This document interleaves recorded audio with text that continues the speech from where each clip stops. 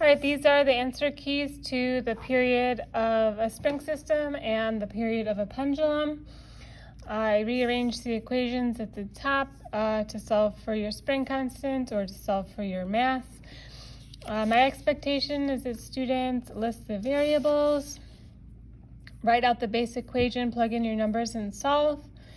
Right, I already rearranged the equation, so I didn't write my base equation. I just put my rearranged equation in, plugged my numbers in, showed a little work, and solved. You don't have to do this part, but I would like to see this, and the answer. For students who are already doing this, I really appreciate you doing this, and it helps me see your work and if you have any missteps. One thing I saw for this one is that when you're given a force, right, we got to convert it to a mass. Gravitational force is calculated mass times gravity, so if you need your mass, you just divide your gravitational force by gravity, and you can get your mass. Anyway, another thing I saw, not on this one, but on the period of a pendulum, is length. The length of your pendulum needs to be in meters before you plug it into your calculations.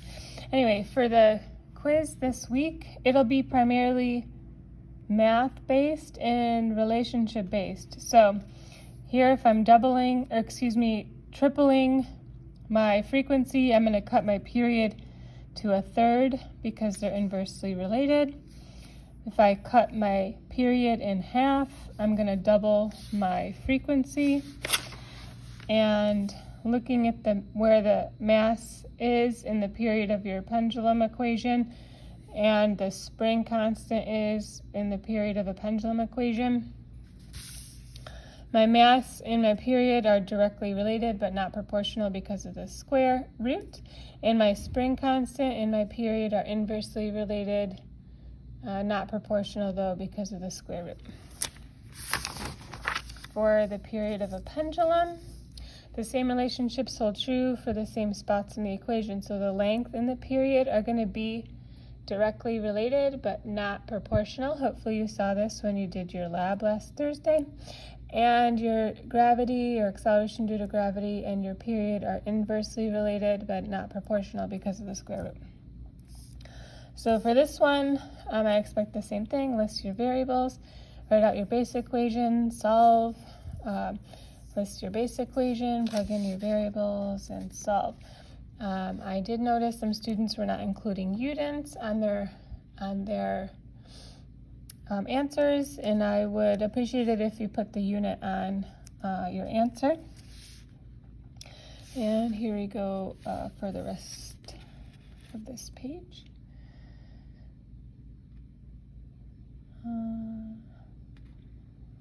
I don't think there's anything else that I noted to add in here, but please check your work. Oh, there is one thing. When you have your rearranged equation, if it's not the base equation, we have this t over 2 pi squared, and that when you plug it into your calculator, you sometimes get the wrong answer because of the order of operations in your calculator. So you're setting it up correctly, you plugged your numbers in correctly, but you're not getting the right answer. And it's because of the order of operations in your calculator. When you put in your calculator and you don't put these parentheses, your t is going to be t divided by 2, and then it's going to be multiplied by pi. So you need to put your parentheses around your 2 pi so that it knows to multiply these before it's divides by the t by your 2 pi. And then you could put some additional parentheses around here. If you got a calculator like mine, I just do one thing at a time in my calculator because I don't trust myself to do it all at once. And also I checked, does this make sense? Does this number make sense for what I just did in my calculator? So it just lets me keep track if I do a few different things in my calculator instead of it all together. So make sure you're putting your parentheses around there, and you should get the right answer.